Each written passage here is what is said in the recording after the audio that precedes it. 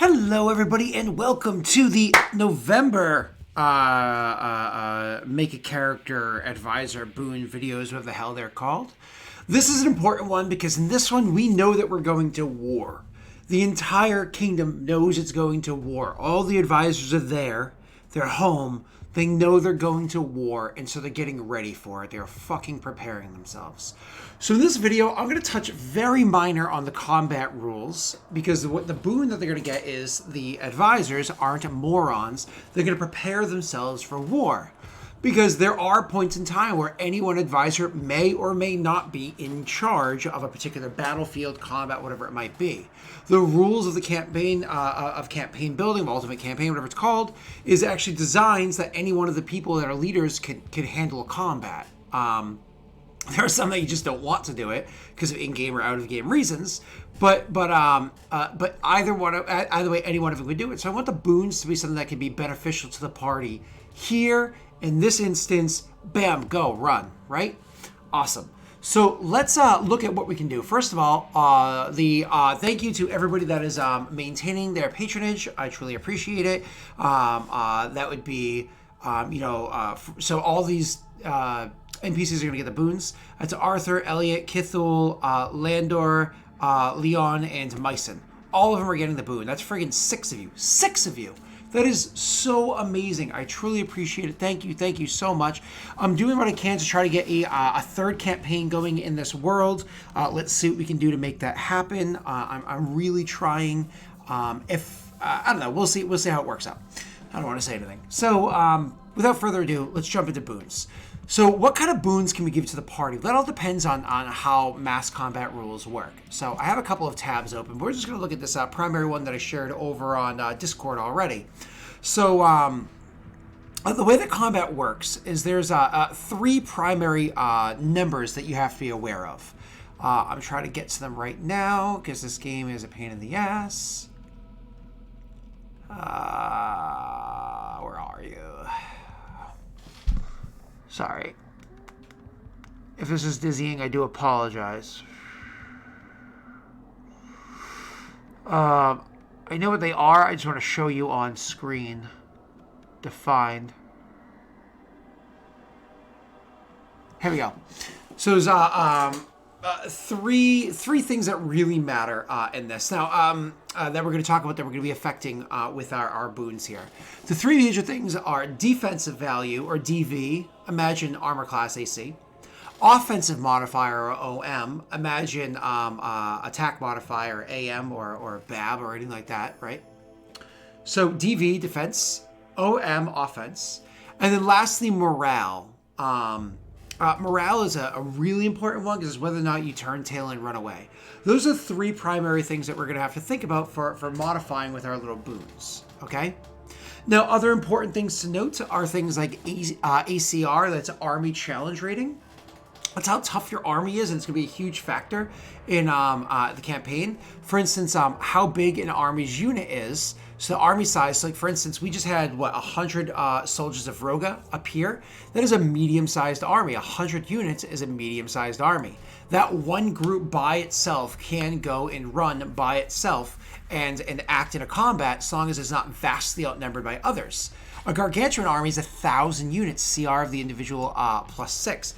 That is crazy powerful and not unheard of for Hodgwen to have. So it's one of those things where you kind of want to be mindful of what it is that you're doing, where you're moving your troops, so on and so forth. They are going to be literally minis on a battlefield. It's going to be fun to do. You guys are going to enjoy these next several sessions as it all kind of takes place and unfolds before us, right?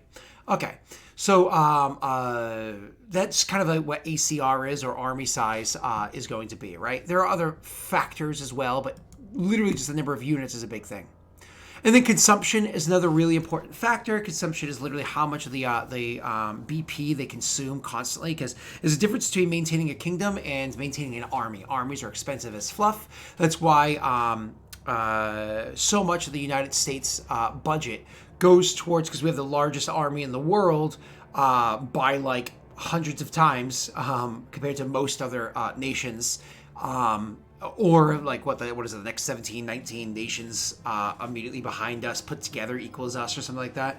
So that's the reason why, despite the fact that the United States is the most wealthy nation on the planet, we come off as like a D plus on like living quality and whatnot beyond like say electronics and video games, because all of our money goes to maintaining an army. It's so friggin' expensive.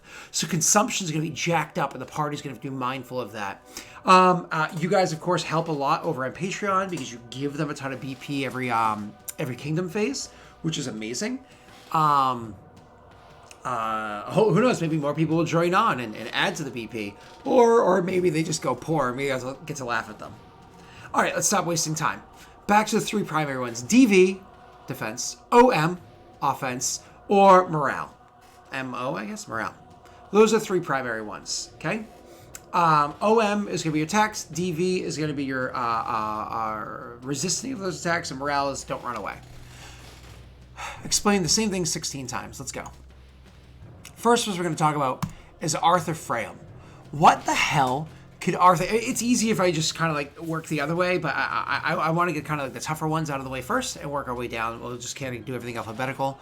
That's what I usually do. So Arthur, what are we going to do for him? How is he going to impact that DV, OM, and morale?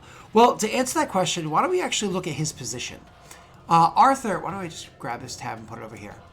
Arthur actually maintains the position of Grand Diplomat. Grand Diplomat is, if you look at actual kingdom building, the person that handles foreign policy. So it's charisma, intelligence for stability, so on and so forth. Stability is innately a defensive stat. So that's certainly something you could think of. But most importantly, it is a charisma or intelligence-based thing. These are people that are wise in understanding how to speak to others. But not necessarily soldiers, how to speak to the leaders of others, how to get into their minds and manipulate them. I kind of see as this is somebody who has learns through conversation and whatnot of other nations, other armies, maybe tactics. I see this as actually being something that can A, learn to increase the morale of the party, chatty, or B, because of their intelligence, a way of understanding their tactics well enough to safeguard themselves against it. I like the idea that this person can give them either a defensive value or a morale. I lean towards the morale because it's chatty, Grand Diplomat, so on and so forth. So why don't we kind of lean into that one? Mass combat. Let's also look down here. Commanders. Different boons that a commander can have. Funny, we always talk about boons. By the way, morale checks are affected by charisma modifiers, are also done by profession soldier and leadership skill. So he is, again, Grand Diplomat. They have defensive tactics and merciless. What is defensive tactics and merciless? Defensive tactics increase the army's DV by 2. Now, usually you cannot have either of these boons unless you have a certain leadership requirement. I'm saying, fuck the leadership requirement. He gets to have these boons either way. So does he go for +2 to the DV? Or does he get to have merciless? +1 on opposed morale checks to prevent other armies from withdrawing. I like the idea that he is going to get the boon called defensive tactics. Bam. He just gets that. The special abilities a commander grants to the army. These aren't something that you just automatically get, though. They're things that you have to learn. See, it's a list seen below. The maximum of known as 1. +1 for every profession soldier, whatever it is. But they have to have a leadership score. If you have an army without a commander, you have no commander available to fit that role. You may promote a unit to be an unexceptional commander. The commander has a +0 ranks and the leadership score based off of the level or HG of the typical unit in that army. It's the commander's level plus charisma modifier. Oh, hold on. Level 3 plus charisma modifier. Oh, 3, yay. Oh, that's cool. He actually has a 6. If the commander is a monster, use HG instead of character level. If the commander has a leadership feat, increase the... Oh, never mind. Oh, I'm mistaken. Again, learning the rules as we go. I thought you had to have a leadership feat to get this. No, he already has a leadership score, and it is 6. Well, that's cool. Which means defensive tactics. He can actually already have that. Especially good. A commander must have a leadership to select this boon. Increase the army's DV by 2.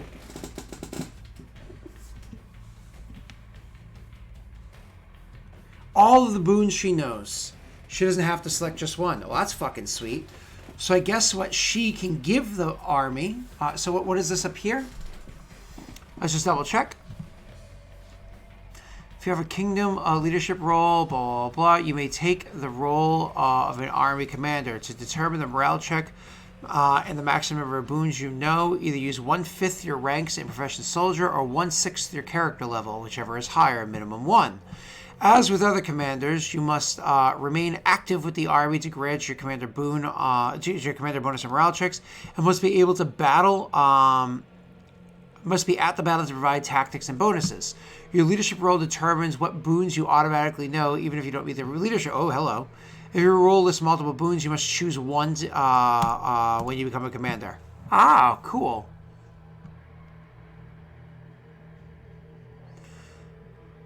Losing commanders.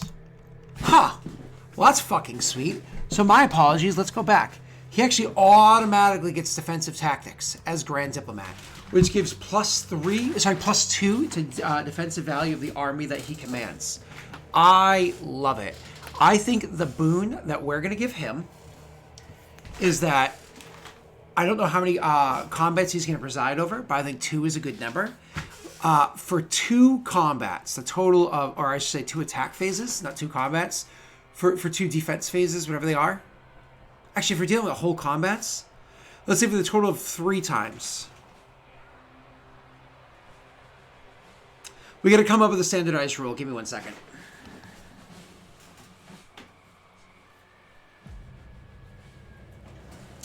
The better ability modifier pertaining to your role. So for him, it's what is it? Intelligence and charisma. The better ability modifier pertaining to your role in your leadership thing. That many times per day. So it's minimum 1 though. That many times per day. You can double. So that many times per, I suppose, per war, not per combat, per war. You can double your boon. For whatever it might be, so for whatever role it might be. So defensive tactics would be doubled for him. So that's what it's going to be. So we're going to come up with a boon handout sheet over here. So, what are they called? Advisor.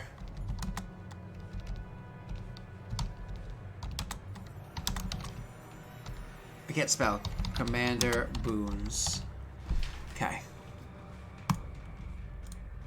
So this is going to be first Arthur. We're going to have to come up with like a chart for doing this. I like the idea of doing this in a chart. Why don't we actually... Because we might be able to copy and paste this in there. So why don't we go something like Commander... And over here would be, so commander would be things like Arthur, Elliot Kithul Lander, assuming Lander can make it there. Elliot Kithul, Landor, Leon and Myson, assuming Myson can make it.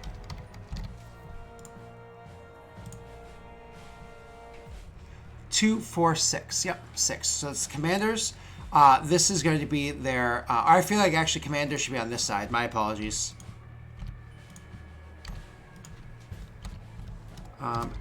Elliot, Kithul, Lander, Leon, and MYCYN. Okay, that's what we should do. And then over here we should have their different modifiers that are factors, right? So first we're going to have their, and we might reorganize this as we go, but let's figure it out. So let's see, morale. Is it added to the morale check? So let's see, charisma mod. Profession soldier. So, CHA mod. Profession soldier. So we're just going to do prof soldier. It's too long. This will be leadership score, and boons known. So leadership score, number of boons. So leader score, number of boons, and then maybe like we can have a list afterwards of boons known. What would we do here?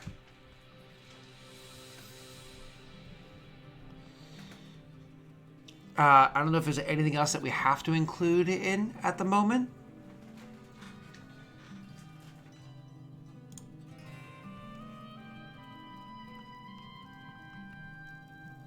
And then we can name like the armies they go with. Two.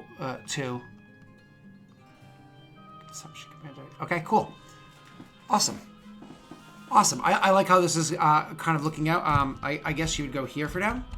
So Arthur, charisma modifier is +3, I think. How do I do this? There we go. At least you were. Let's try centering all of you.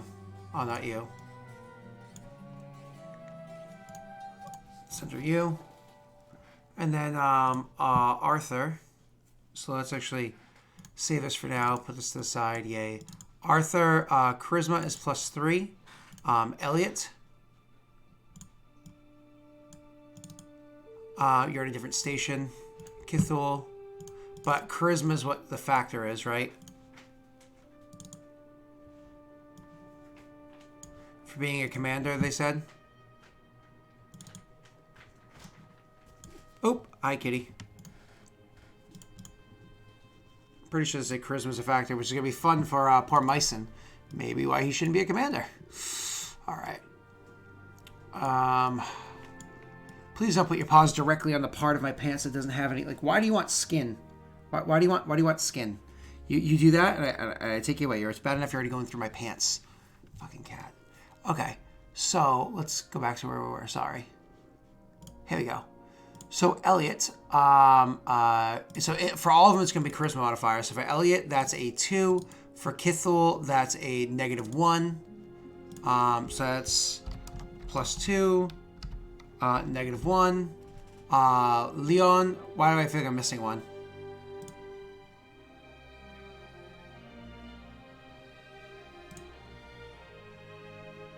Kithul's not here. Kithul, Landor, Leon, Myson. There we go. That was weird. Lander, 2, Leon, 3, Myson. Whoop, that was weird. -1.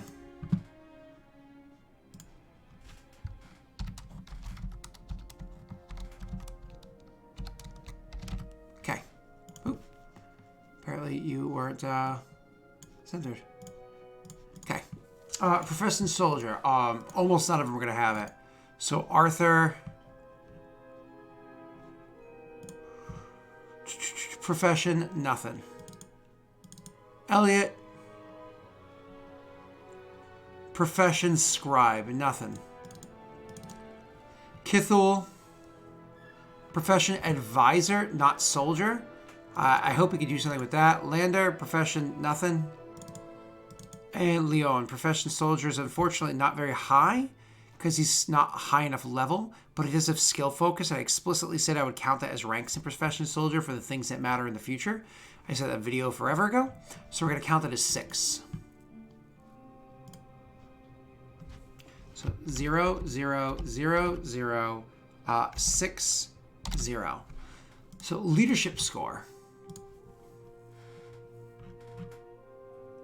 So we get our leadership score. It's going to be level plus charisma modifier.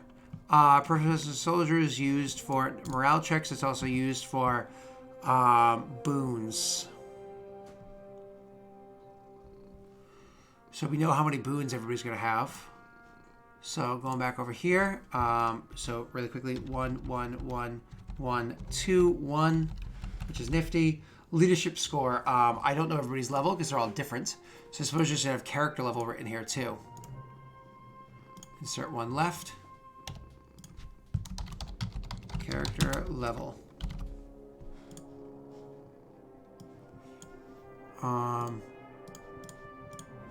So Arthur's 4, Elliot's 4, Kithel's 4, Lander's 2, I think Leon's 3, and Myson's 3.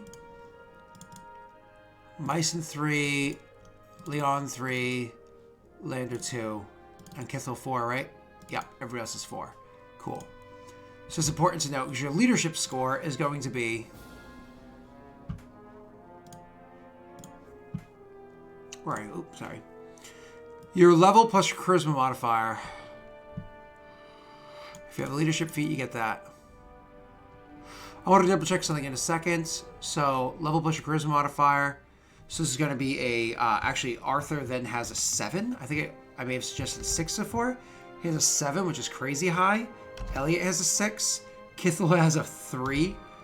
Lander has a 4. Leon has a 6.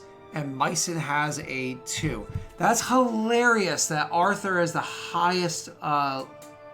Is Arthur really level 4? Is he from that early in the campaign? No, he's level 3. Okay. That's why. Okay. So you got Elliot and Kithel were the longest term ones. Now, there's also somebody else that could be an advisor too. Technically, these two can't be it yet because they're lacking the position at the moment. So that's kind of an important note. But we do have...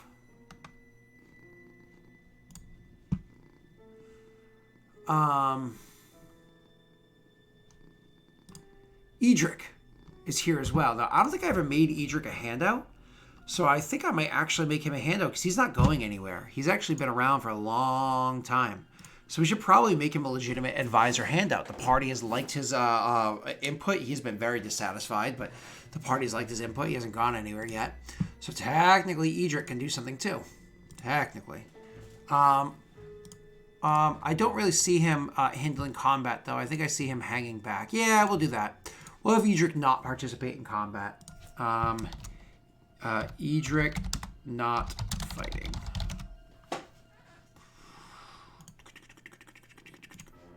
All right. Did I spell it right? No C.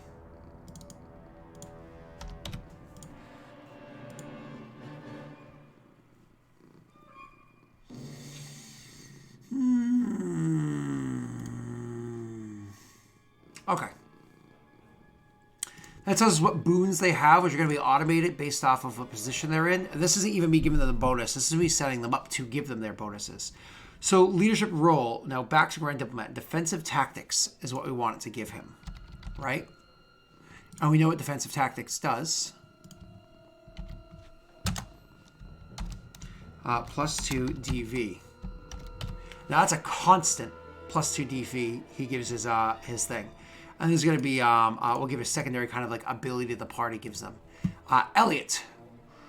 Elliot maintains what position again? He's currently counselor, unless he gets booted down to magister. He's currently counselor.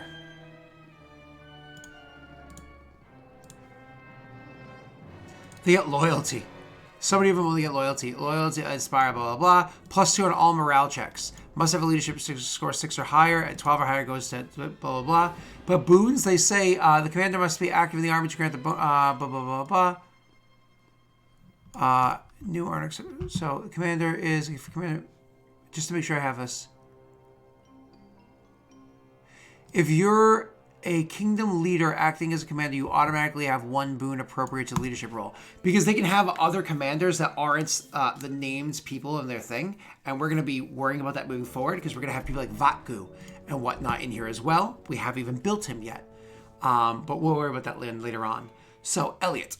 Elliot has what's called loyalty. Oops.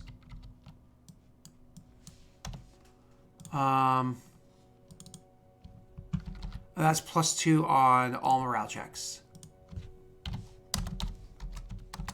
On all morale checks.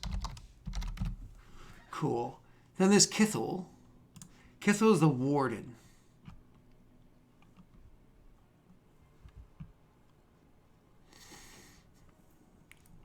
Warden is defensive tactics, hold the line, and loyalty. He can only have one of those.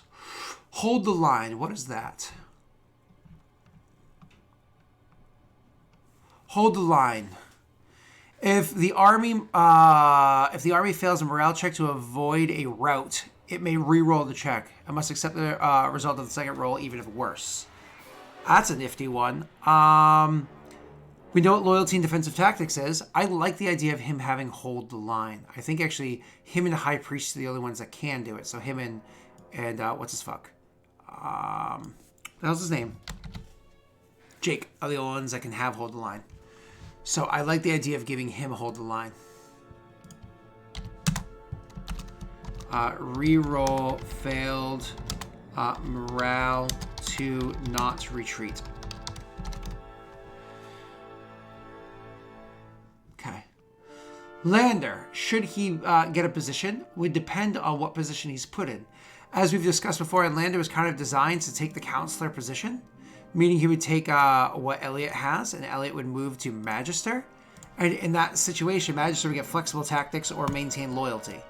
I'm not sure what flexible tactics does, but we'll worry about that in case somebody actually gets it. So, worry about that then. Lander currently doesn't have one.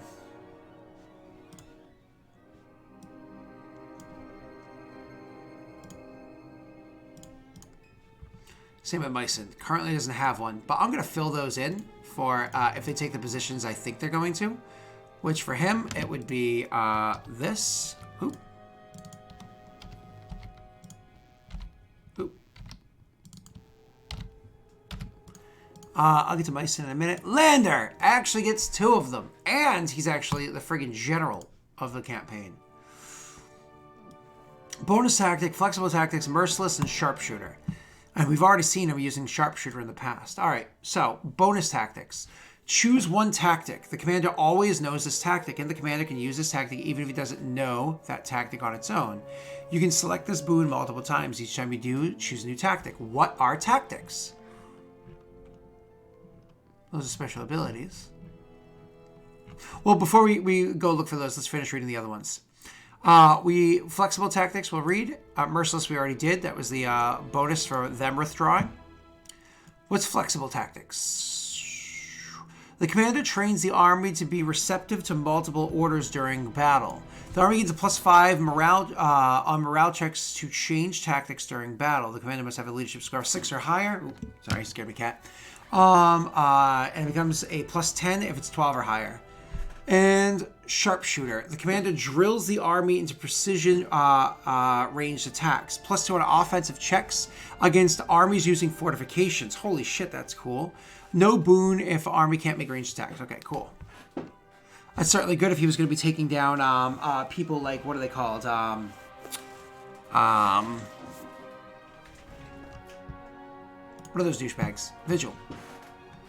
Let's look at tactics. Oh, here's tactics. Now, I'm sure there might be more than what there is here. Let's read these for a second. Tactics are options an army can use to influence aspects of the battle. A new recruited army doesn't know any of these tactics unless specified by the GM. An army learns new tactics by being victorious in battle. See victory, rout, defeat. An army can know a number of tactics equal to half its ACR, minimum 0. When the battle begins, the commander selects one tactic to use that battle. If the army doesn't know any tactics, the army uses the standard tactic. At the start of each ranged or melee phase, the commander may try to change tactics by attempting a DC 15 morale check. Success means the army uses new tactics for that phase. Failure means they continue to use the current tactic. As with battlefield conditions, gaining benefits from tactics is subject to GM's discretion. Market asterisks are default tactics all armies know. These do not count towards the number of tactics an army may know. So let's look at the asterisk ones first. That's just standard and withdraw. Standard. Your army has no additional modifiers on its OM, DV, or damage. Withdraw. Your army tries to escape from all armies attacking it. The army attempts a opposed morale check against each army to maintain discipline. Blah, blah, blah. Those are the only asterisk ones. We don't want to go over all these. So let's just look at a couple of quick ones. Taunt is a fun one. Sniper support's a fun one. Siege Breaker, Relentless Brutality, Full Defense is a cool one. I see Full Defense as being one that Kithel would totally take if Kithel was going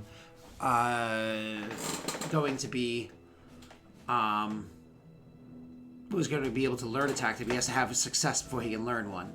I'm immediately going to give Leon tactics. That's actually right off the bat. I'm going to say because of his rank, unless there's a skill that already says that, I'm going to say his boon is going to be he has a couple tactics he can immediately walk into an army with.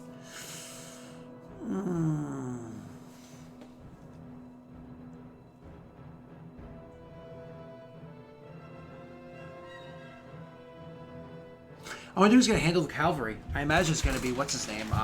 Neil will handle the cavalry, right? That kind of seems appropriate. Him on green, kind of handling, mounted combat. He's the one that made the friends over to the east and everything. Okay, let's see. Expert flankers. Actually, it's literally a tactic what's his name had used before. Your army is skilled at surrounding the foe and distracting them. The cost of spreading out too much and being more vulnerable. It's increased OM by 2, but decreased DV by 2. That's literally a tactic that Leon has used in the past. He outflanks the enemy, including utilizing others to get them there, and it friggin' worked. False retreat. Once per combat, you can make a false retreat. Luring the enemy deeper into your territory on that phase. Make a false retreat if it doesn't attempt an offensive check on the phase after you use the tactic. Increase it to OM and DV by 6. Holy crap! That one. We're going to give him that one. That is the one that he knows. Definitely. No question. That is what he knows. He knows false retreat. So we're also going to have a thing over here called tactics. But that's actually going to have to be done by army. So so he happens to know tactics.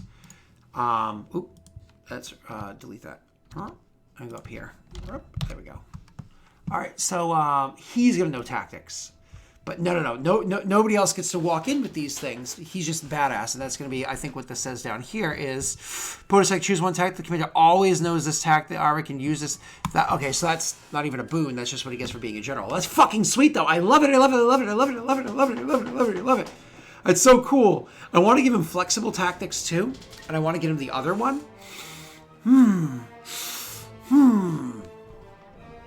Because he's a general, so like flexible tactics.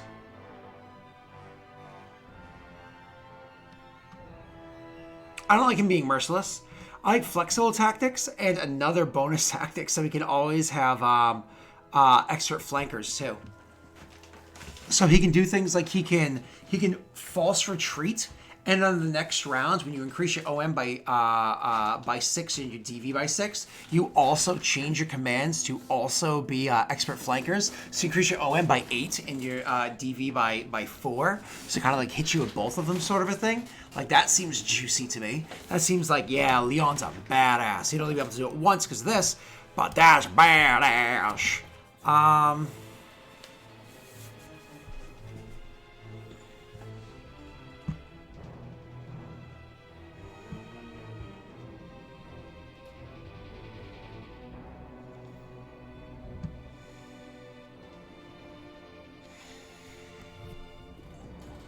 I don't know. I also like cautious combat. I like the idea of him having cautious combat and false retreat at all times. So bonus tactics twice to grab that, I think we're going to do for Leon.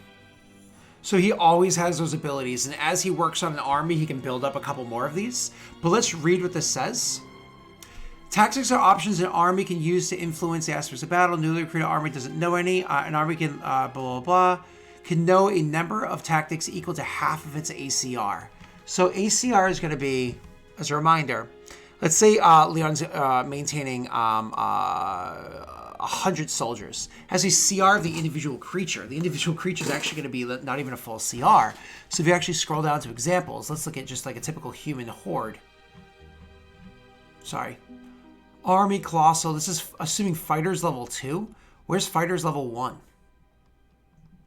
These are assuming fighters level 2, so NPC fighter level 2. Here we go, warrior level 1.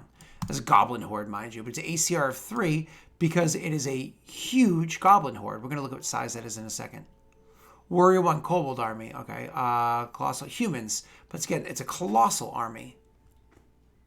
Militia, huge. I like the idea of huge. We'll check that out.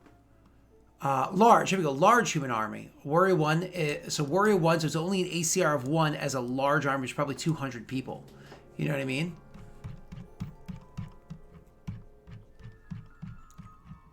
Sorry, I know this is probably dizzying to go all the way up and down like this. I hope you guys are used to it by now. So a large army is 200 units. And that's only an ACR of, so it's an CR of each individual creature plus 2. And it brings you to ACR of 1. I'm going to scroll down really fast. Large army of humans. ACR 1. Set ACR 1. Because they don't even count, they count as, like, I guess less than an ACR. Like, that's crazy. Wouldn't it be ACR 2? I don't even understand why it's so low. Maybe are there other factors into ACR that I'm not seeing? Resource scaling, army size, medium, multiplier. Oh, that's how many resources needed. Route defeat. No, that's different. Damage strategy. Okay, no, that's just talking about strategies. Defensive, cautious, standard, aggressive, and reckless. So that's cool that they have these like basic things put right here for you. I like the idea of cautious, but cautious does do less damage. So maybe I don't like cautious because it has less damage to it. That's scary. Okay.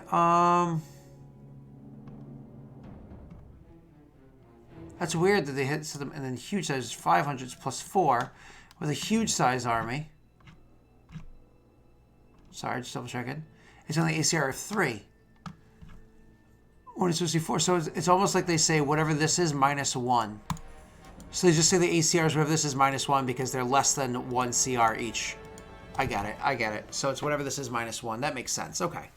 I can swallow that pill because the party's army is going to be like this. So if he's leading an army of 200 people, it's only a CR of 1. He's leading an army of 500 people, it's a CR of 2, which according to this would be CR of 2 is still only CR of 3, which is still only 1 tactic. All right, let's go back to reading. An army can know a number of tactics equal to half of its CR. When the battle begins, they can select 1 tactic to use for the battle. If they want to change it, it's difficult. Okay. Now let's go back to bonus.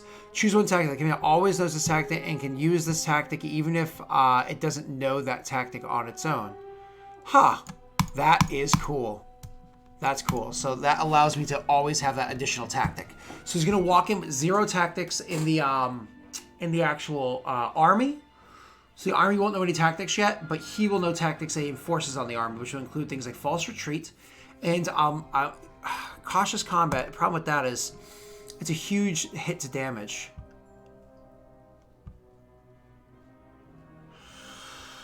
Yeah, it's a huge hit to damage.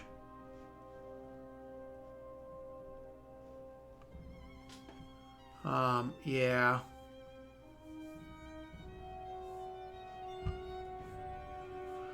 Yeah, I don't know.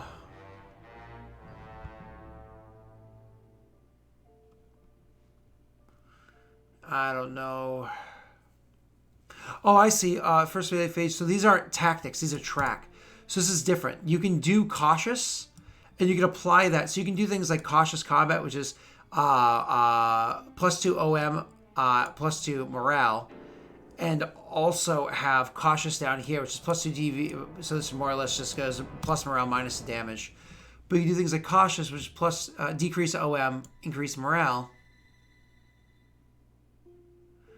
This counters it, so it's a minus DV minus bonus to damage, but also bonus to morale. So this is kind of 2 separate things. Okay, that's cool. I like that. That's cool. That's cool. That's cool. All right, so these aren't the same thing. All right. So we're kind of learning this in advance, having fun with this. So, yeah. I want him to walk in with false retreat because that's a cool trick for him to use.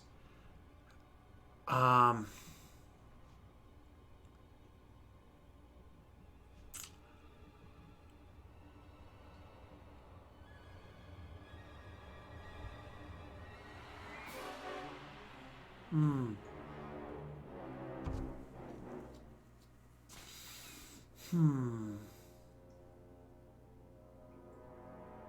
I think I'm going to give him expert flankers. Because he's used that before. I think there's the two. And I'm going to come down here and check again. Sorry, Leon's the most important one here because he's the actual general. And he needs to come off as badass.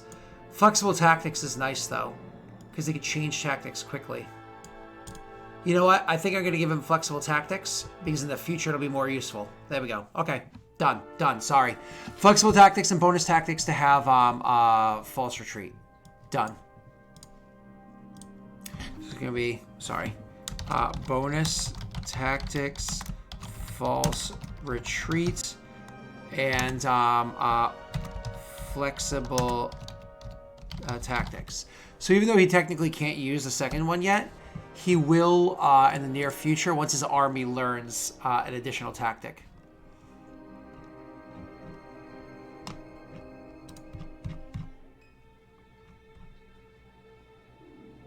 Yeah, cool. I like it. That's good for his base thing before us adding anything on there.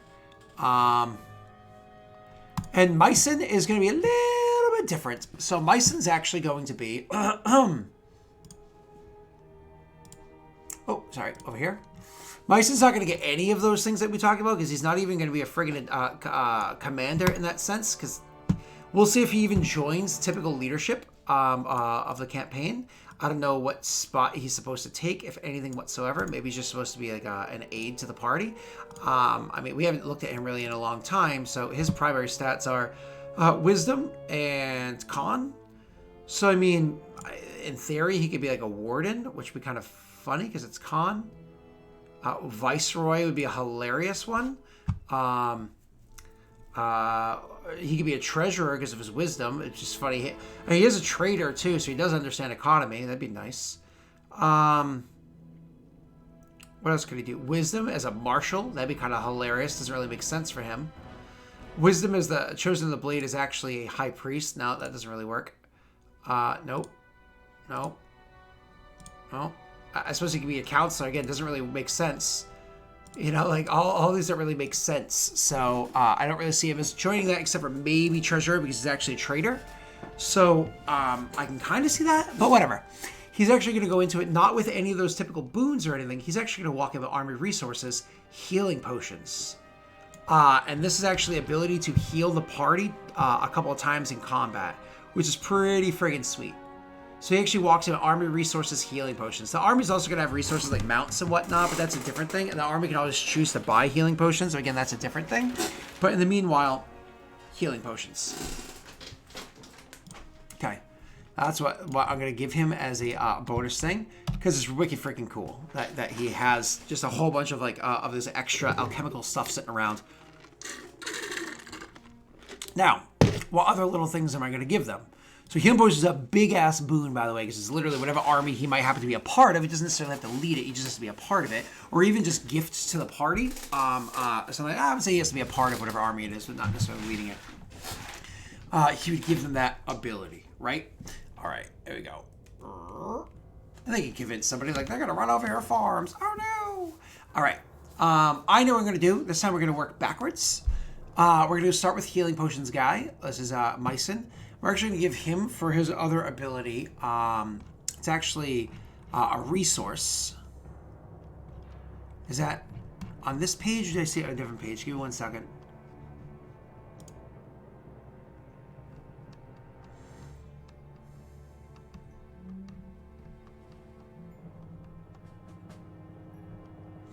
I think I saw it a different one. I'm sorry. 1 second.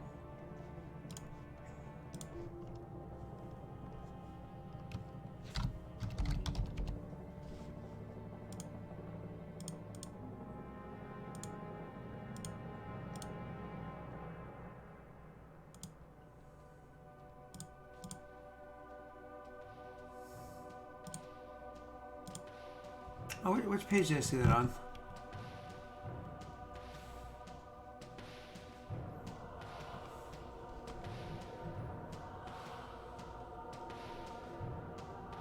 Oh, that's what it was. It was alchemical provisions. So alchemical provisions gives the party options to fiddle with other things. So it gives the army, so it's an alchemist kit, which is also worth 10 BP. It gives the party things like an army. So literally this is one time for the war. So they'll have five things, one time each, okay? Sun rods, tanglefoot bags, alchemical drought, antitoxins, and smoke sticks.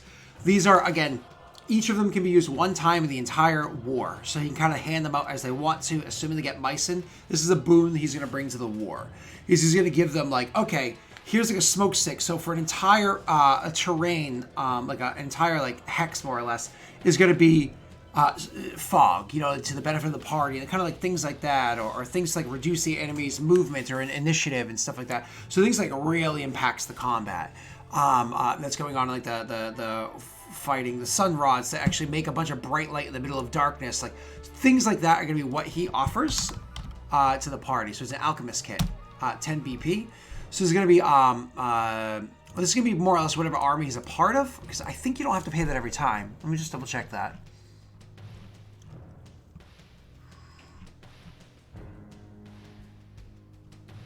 Each unit equipped with several healing potions at any point in time during battle, but no more than twice per battle. The commander can order units to drink. The army doesn't attempt an offensive check that phase, but they heal a number of hit points equal to twice its ACR. Each time the army uses its healing potion, increase its consumption that week by 3. To purchase resources, Kingdom must have an alchemist. Yeah, so what they're doing is increasing the consumption by 3. What this person's doing is not only do they have access to healing potions, so this is free. This is what they're... Here we go. Sorry. This is an alchemist. What are you doing? Alchemist kit, 10 BP, 1 each per war, and then healing potions, 1d10 BP. But again, this is one of those things where it's I'm gonna say, so healing potions. Number of combats equal to the primary modifier of the person is what we were saying beforehand. Unfortunately, a crafting modifier is actually a intelligence check, so we're actually going to say intelligence 2. So what's that? A number of combats for free. So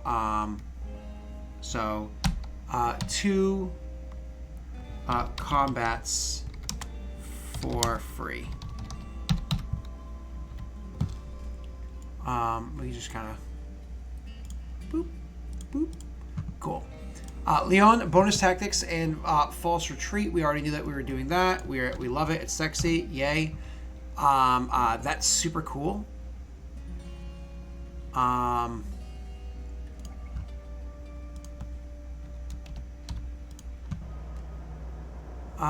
then I liked the idea of maybe bonus tactics for separate tactic for him.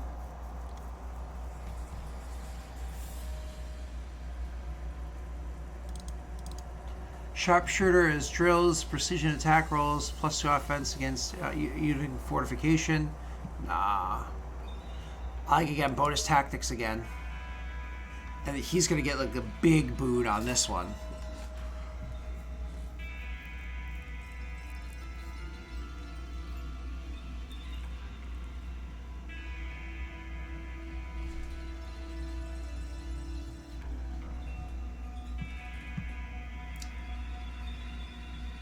And we can give him the expert flankers. Will be the other boon that he has.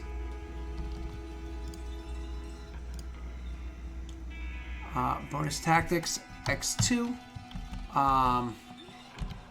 Expert flankers. And we just do one of these. Cool. Oh, damn it. And of course it's gonna automatically get rid of my bold, so do it again. Cool. And flexible tactics, sweet. So his boon is he gets the second thing, which can be extra flankers. Your boon is you get to have the alchemist kit. Obviously, you already have the healing potions as an option, that because you can make it for the party, you are considered the alchemist. But you're also going to get free 2 combats for free. Lander, So it saves 6 BP for the party on top of saving the 20 BP for the party as an option. Lander, what are you going to offer the party? +2 morale checks because of a position you might potentially have. What else can Lander offer the party? That's a lot of flubbing. Sorry, this is like one of the long videos like the old days. I do apologize, guys. I hope you're enjoying it at least. But it's, again, whole new rules, whole new everything, trying to figure it all out, right?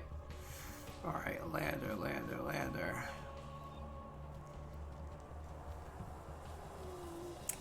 You're wise, perceptive, so on and so forth. I like the idea of Lander being so pulled back. He actually is going to get the ability to, what is it? What's it called?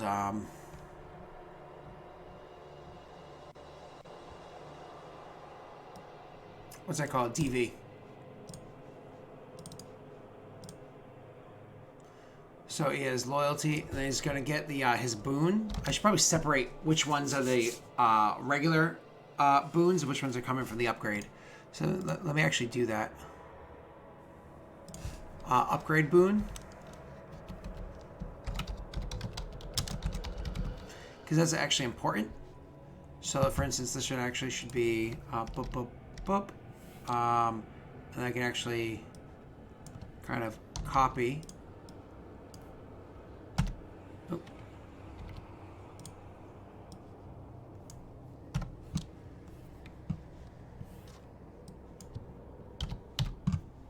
Now over here, I do this. I do that.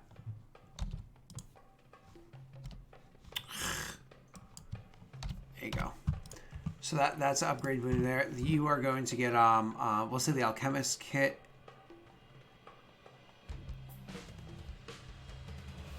Is the one that you get in the healing potions and the one that you get in 2 combats for free. So separate it like this.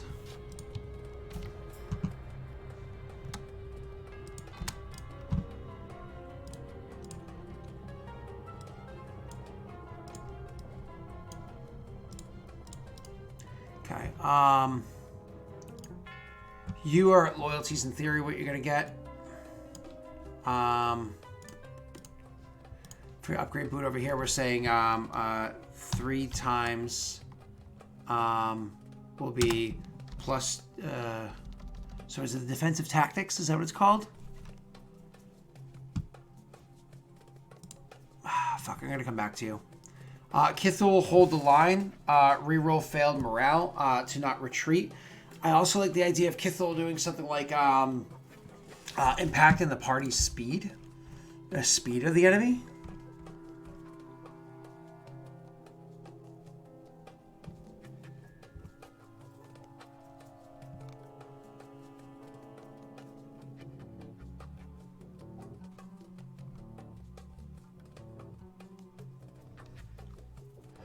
So it's almost like something that affects the lands, because Kithul, he actually has if rocks could talk and treacherous earth and stuff like that. So I like the idea of Kithul being able to move. Sorry, kind of like. Well, I suppose what it would be is ignore rough terrain, right? That'd be nifty if you could ignore rough terrain, triage, merciless, loyalty, live off the lands. Not that, but like literally ignore rough terrain. That's what I'm gonna have Kithul offer. So it's gonna be so his upgrade boon is ignore rough terrain, or more or less areas where the army would move slower, just because he's so good at handling that kind of stuff. I think that would be good because he already has a we're tough thing. So this is another rock related thing, like no land is my thing. If you think about like how the plants moved out of his way beforehand and stuff like that. All right, cool. Elliot, his upgrade boon.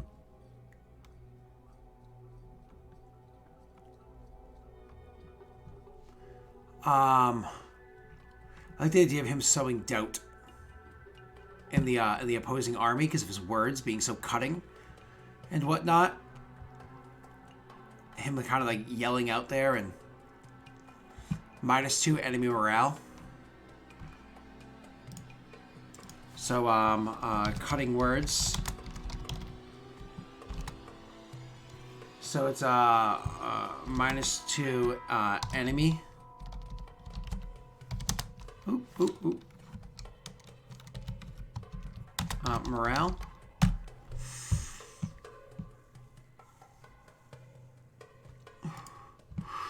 We'll just say healing potions once per combat for free. Once per combat for free.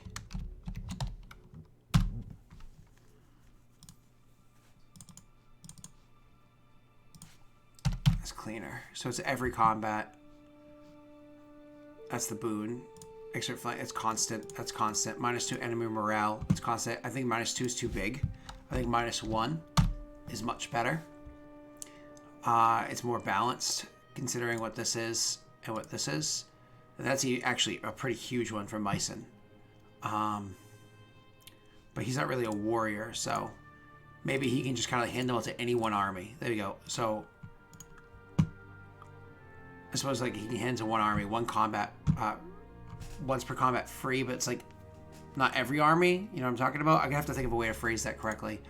Arthur, you have the defensive tactics ability.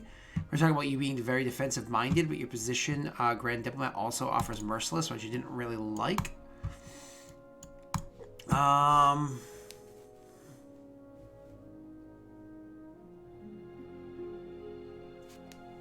Like that's horrible. Spare no wounded enemy. That's not really his tactic. So,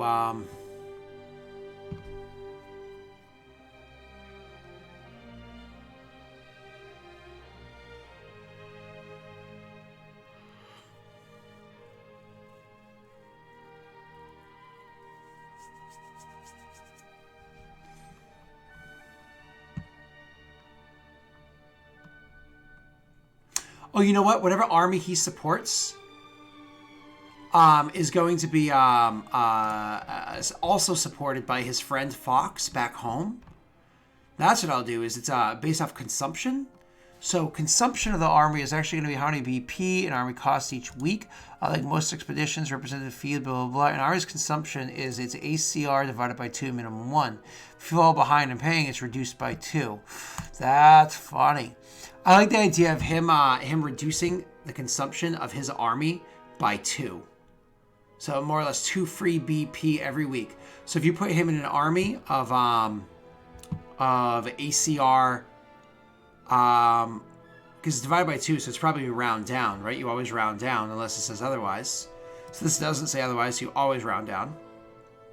So if you put him in ACR of 5 or less, it's free for him to maintain that army because it'll be paid for by Fox. So reduce army consumption by 2. Even that seems really expensive. That seems like very valuable. Very valuable. I might change that to 1, but I think I like 2. Because this doesn't seem as powerful compared to that. This also seems less powerful than that. This also, yeah, let's do reduce our army consumption by 1. All right. Except consumption spelled with an M, not an N. Oh, or actually even just one of those. Consumption. All right, lastly, Lando Calrissian. The fuck am I going to give you, buddy? You're so new, it's hard to know. I like your sense loyalties. I like your street smarts. I like the fact that you kind of like know your way around. You know what?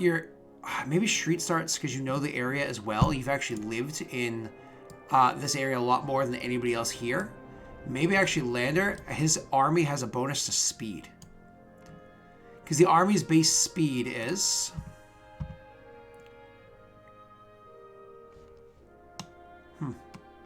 It's weird.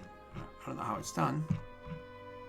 So like a medium army, speed is 1. A large army, speed is 1. Huge army, speed is 1. So maybe because he knows the area, he can increase the speed by 1? Boggart army, Jesus. Centaur army, speed 2. So maybe Lander's really good at getting people from A to B very fast, and especially if you put him on mounts, maybe Lander is actually really good with mounted combat. Let's check something out really quickly before I actually make that definitive decision.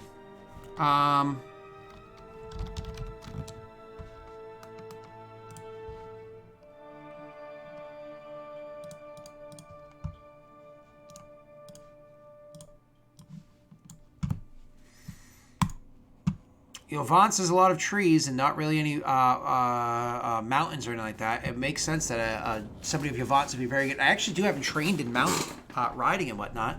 Maybe he's particularly good with mounts. So maybe he actually will end up being the mounted leader. Are there any boons for being a mounted leader? Or I suppose if there are, we just let that happen on its own. Or maybe he just makes up for the speed loss. Like, he just kind of moves quickly. I don't know. Live off the land, maybe? Commander makes trap loyalty. Who is supposed to have live off the land? Marshal is supposed to have live off the land. High Priest is live off the land. Which is funny because that does not make sense for one. Marshal, I don't know of any marshals that make sense of either. So I like the idea of maybe giving him live off the land as an option. But I don't know, let's see. Reduce the army consumption and speed by half. Oh. So they move slower if they're living off the lands. Nah. And just boosting their speed, like doubling their speed, way too fucking much. You're a man of the people. Oh, you know what? You probably just get a bonus to morale checks because you know the people, right? So maybe you just increase the party's morale by 1. Just flat. +1 on all morale checks. It could be something as simple as that because they know you. You're like one of their people or whatever. Right? So, +1 on all morale checks. That could actually work quite well. So if he happens to have his position, he could theoretically have a +3 on morale checks just because of how charismatic he is. Because how good he is at speaking to the people, which is, again, why he would make a great counselor. Okay, that makes sense. I like that. Okay, so reduce enemy consumption by 1, reduce enemy's morale by 1, ignore rough terrain, +1 on all morale checks, expert flanker, so it's a bonus tactic because he's the fucking general. And then so one combat person. So let's look at rounds. Because I want to make sure I phrase this correctly before we go any further. How does a rounds take place? Battle phases. Mass combats take place over the course of 3 battle phases. The tactics phase, the range phase, and the melee phase. Phase doesn't denote to a specific passage of time, leaving a GM latitude to determine how long a mass combat takes to resolve. For example, a battle in a muddy field after rain could take place over hours and involve several short breaks to remove the dead from the battlefield, but still count as one battle for the purpose of these rules. If there is an extended break, such as stopping a nightfall to resume combat in the morning, or the battle conditions change significantly, such as assassination of a commander, the arrival of another army, and so on, the GM should treat each period of combat between the armies as one battle. The battle phases are as follows. Tactics phase. The GM decides what battlefield modifiers apply to the battle. The commanders select the tactics their respective armies will use during the battle. Range phase. An army with the ability to make ranged attacks make 1 attack against an enemy army. This phase typically lasts 1 round, so 1 attack, as the 2 armies use ranged attacks while they advance into melee range, and then use melee attacks thereafter. The battlefield's shape and other conditions extend during this range. If both armies have ranged attacks, they may choose to stay at range and never approach each other for melee, at least until they run out of ammunition. Though the consumption cost to maintain an army generally means the army is capable of many shots before this happens. Armies without range capability can't attack during this phase, but still must rush forward. Melee phase. The armies finally clash with melee attacks. Each commander selects strategy using strategy track. Each army makes an attack against another army. Repeat melee phase until one army is defeated or routs, or some other event ends. So unless I decide modifiers, shoot at each other, or one shoots at the other side, or don't shoot at each other, whatever you like, then repeat round 3 until one dies or runs away. Right? Cool. That's pretty freaking simple. And there's conditions about like ambushes and terrain and darkness and shit like that, and yay.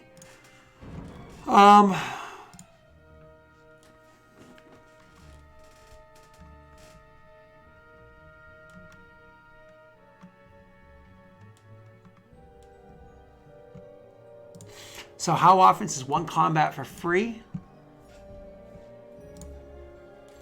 I guess what I would do is for the total, because this is a lot of BP in value. Even just buying this as an option. So our resources can prove you must spend BP for a resource before you can even apply it to the army. So this technically only goes to one army.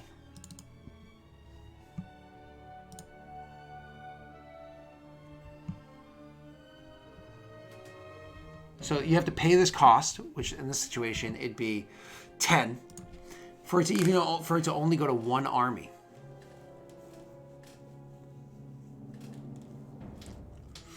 So we don't have any of those things that they require to be able to even have that as an option in their army.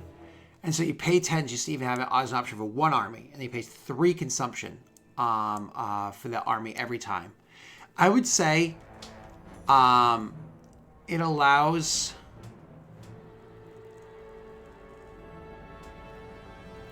They're going to get it for free on an army, and the army can use it once for free. So that's 13 BP it's saving them. So I'd say, again, 1 combat per war free. 1 each per war free.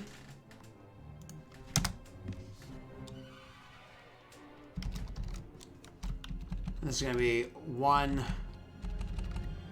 So it's going to be 1 combat per war free. So that's a free 13 BP. And if you're smart, you either put that on like one of the PC's armies, so the PCs can do very well, or you put it on, you know, Arthur's army because he makes it cheaper to do after that. So you can put it on any army. There's no issues there. I'm going to allow you to kind of switch it around to any army you want. I'll even put that as a note here. Switch the army freely. Not freely, but like switch the army freely. Takes 1 week. You know, it's kind of like move the supplies or whatever, right? It even actually takes travel time. That's what we'll actually say. Travel time, because we just kind of like relocate Myson for which army he's going to be aiding. Cool. Edric not fighting. Awesome. Okay, we actually have this done now. Sorry that it took so long, but this is like super important because we needed to like actually know how this is going to work out. So we're gonna bold them. We're gonna bold this. It's gonna look terrible once we kind of copy and paste it over. So we're gonna bold this here. We're going to encapsulate this right here. So this is all going to be like, okay, all arounds like that. Perfect. So let's see how this works when we just try to copy and paste this into Kingmaker.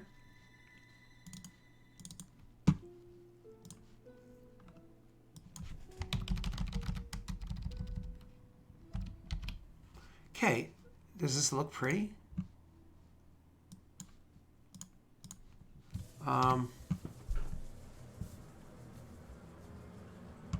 I put make a character up there. Should have been kingdom building stuff. That's fine.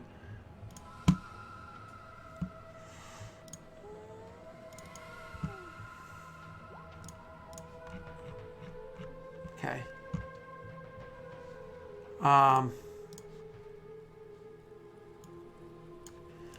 So it comes up not even legible. Now, why is it that? Why did it come up not even legible? Considering how easily legible it is here, why does it save that way? Is it too big? What happened?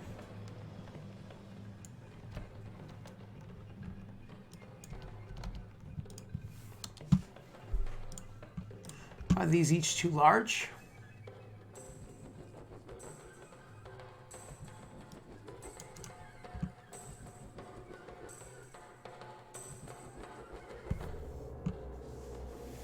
Where are you? Fuck. Resize, resize, resize. There we go. Jesus.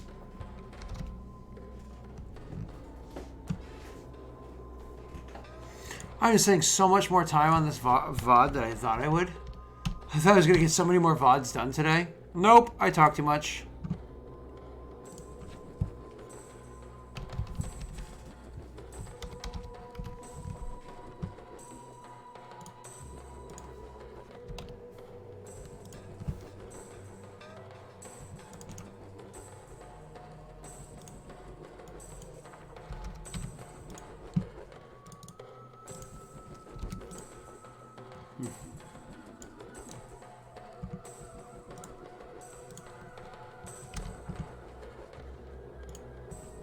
That's still not working.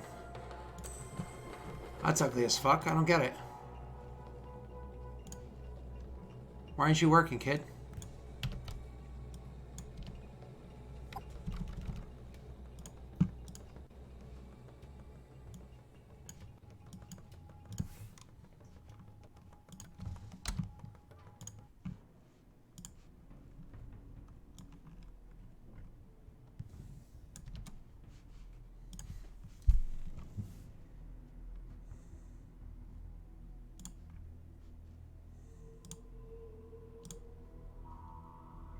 Didn't I have like rolling charts before that I was working with?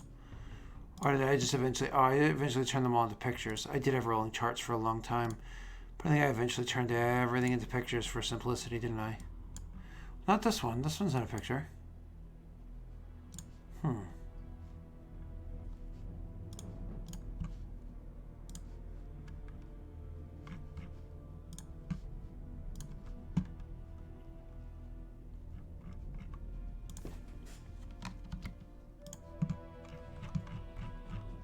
Still.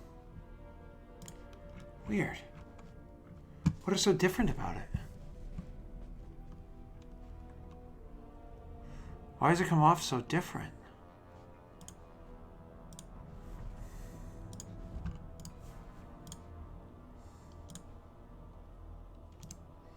Is it because there's nothing to the left of it? It's too close to the side? That'd seem fucking weird. That wouldn't make sense, right? No, I don't get it. I don't know why it's not working. I mean, I could just make a screenshot or whatever, but that's fucking weird. Okay, well, I guess I'm just gonna have to make a screenshot of it. Ugh, my neck. Okay. Well, that sucks.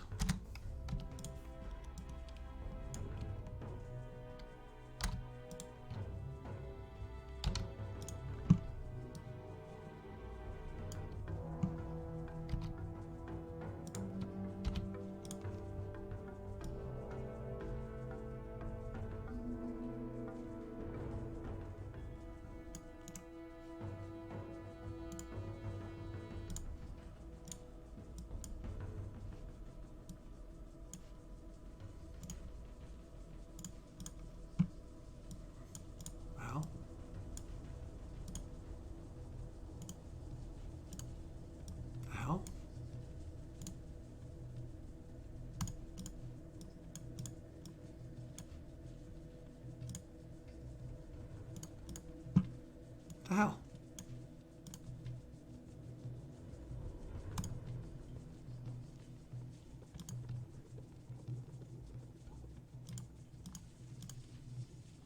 Weird.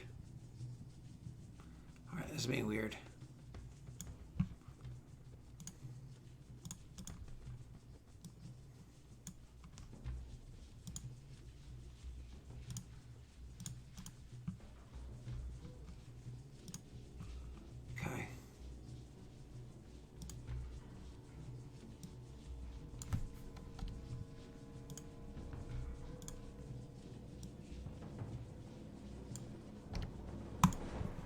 So it looks a little cleaner.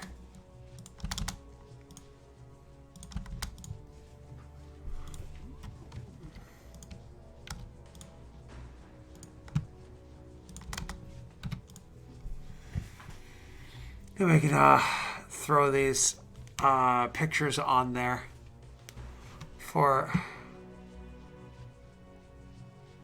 It just sucks to have to be pictures. It can't be something I can just, you know, upgrade as I go. Because I would hope I can just, you know, I don't know.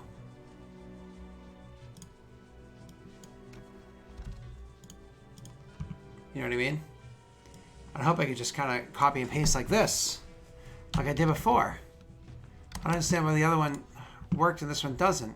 I truly just don't get it why I was able to do it before and I can't just do it now. Oh, now it's coming in all broken as shit like this. It's weird.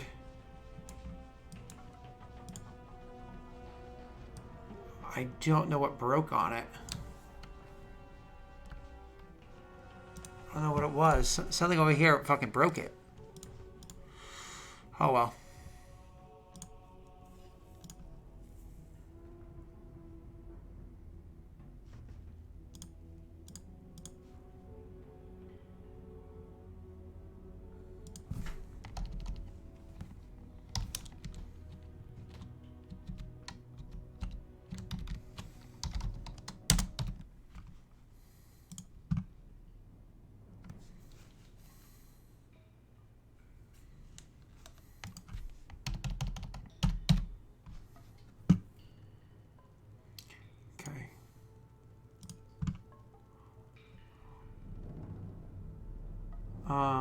Just gonna make sure I actually kind of can fit everything in the little image I'm gonna be making.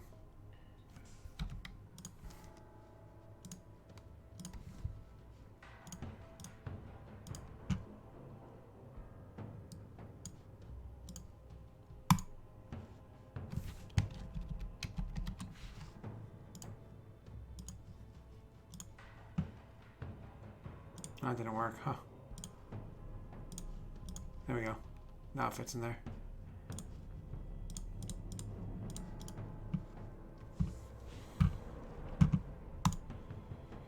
Let's change these colors a little bit lighter. It's a little too dark to really be able to read through very easily. There we go. So the party can actually use them. All right, snipping tool it. It's annoying, but what are you gonna do?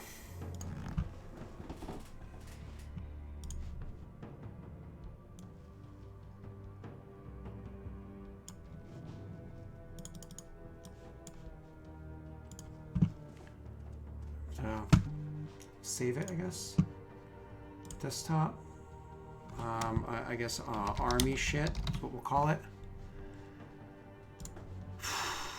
It's annoying.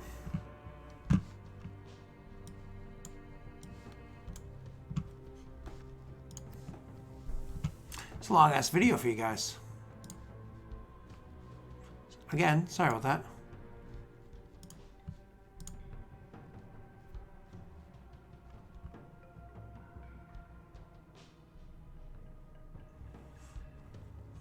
There we go. So it has the upgrade boons. Reduce armor consumption by 1, cutting words, which is just -1 to enemy morale, ignore terrain, plus morale, etc., etc., etc. So this is going to be the options that the party has. Now this is just for the typical advisor / commanders. This is even all the commanders. So I might even have to change this because there are going to be commanders that are added into this as well. We'll worry about that later in a different video. For now, that was a long-ass video. I actually expected to get another video done in the amount of time it took me to just do this one. So, but I'm glad we kind of like worked through the boons of this party. Don't worry, we still have to do down the barrel for what's his name? For November, for Lander. For November, so we're going to see that coming up soon. That's going to be exciting, but I was glad to give all of them boons and to understand the combat just a little bit.